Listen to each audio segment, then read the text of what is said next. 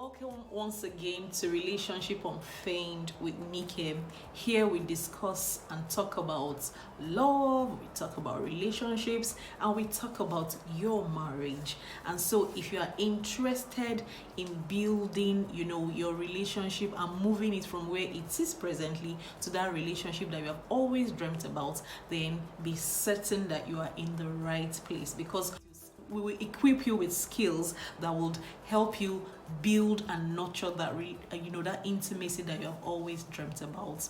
And today we are going to be talking about, we are continuing our discussion about our emotions. And before I go ahead, I want to introduce myself. I am yours truly, Nike Adekunle. So today I want us to talk about understanding our spouse's emotions.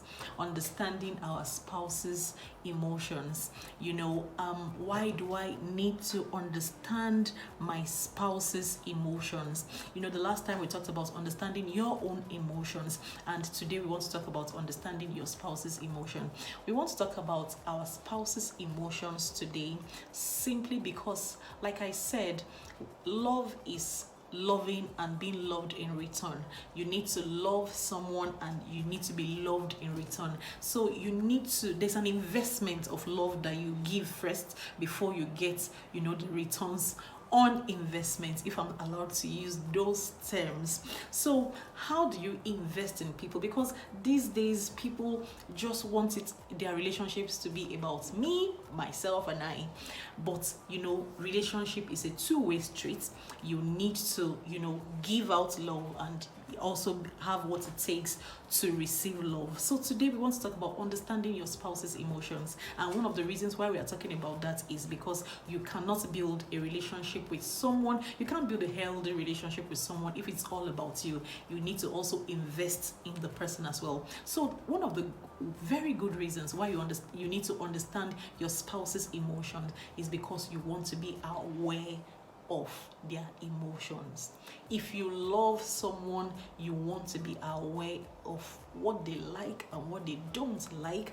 You are in that space to be able to study that person and be aware generally about how he or she receives things. When you joke about certain things, how does that person receive it? Because I know that when I just got married, like I said before in one of the videos, that I talk about things, especially death. I talk about death so easily, and I tell people that this person is going to die, when your father dies. And I know my husband used to be very surprised and just wonder, are you wishing my father dead? I said, I've not wished your father dead, but there's one day we die now.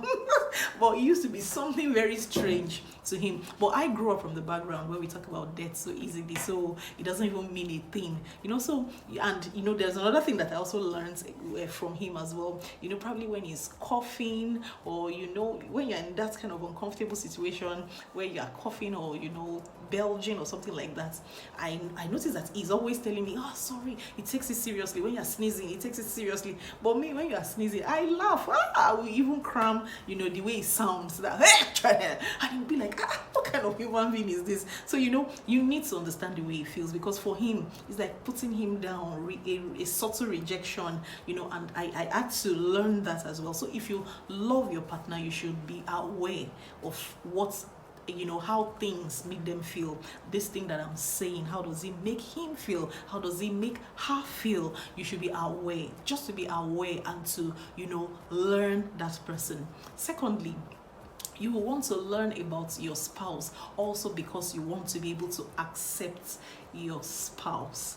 It is huge. Acceptance in relationships and in marriage is so huge that you need to be on top of it. A lot of people do not accept the person that is standing right in front of them. They have an ideal partner in their minds, they have an ideal partner in their head, and until their spouse becomes that ideal partner, usually they don't accept their partners. So it is essential for you to accept your spouse. He gets angry when so and so happens. She laughs when I say such things. It doesn't have to make sense to you. Remember, I keep saying it, you always marry on the other side of the divide. And so what will usually make sense to you would not make sense to your partner. I'm not talking about intellectual things, I'm talking about emotions, because emotions don't have sense. They don't, they fluctuate, they don't have sense. What you feel is what you feel, and nobody can argue about that. So it's always about how you feel and how you interpret things and the life generally. So you need to be able to understand that this is how this person does things and accept that person, because if you don't accept your partner, then you are enrolling for trouble, because the person will always fall short of your expectations. So please learn to understand the way they feel about things, the way they see life generally, so that you can accept that person. And when you accept your partner, trust me, you are in for bliss, because somehow you just suddenly discover that you are into each other. But waiting for them to become the ideal person that you have in your head, sometimes it never happens, and it enrolls you for a lot of frustration. And one thing also is that when you accept your spouse, when you understand the way they feel about things, it helps you to be able to connect on a deeper level. A lot of us want to connect with our spouses, but we want them to connect to us from our own, in our own terms. We want to write the rules and we want them to comply. But the truth is, no meaningful connection is made until you shift grounds to see things from the way the other person sees life. From when you are able to interpret, whether you are dealing with your spouse, your children, your friends, usually it takes, when there is real connection happens when you try to understand and see things from the perspective of the other person. That is until real connections can be facilitated. And so I need you to think about it. What are those things that have always held my grounds on? What are those things that I've always seen it just from the way I see life alone?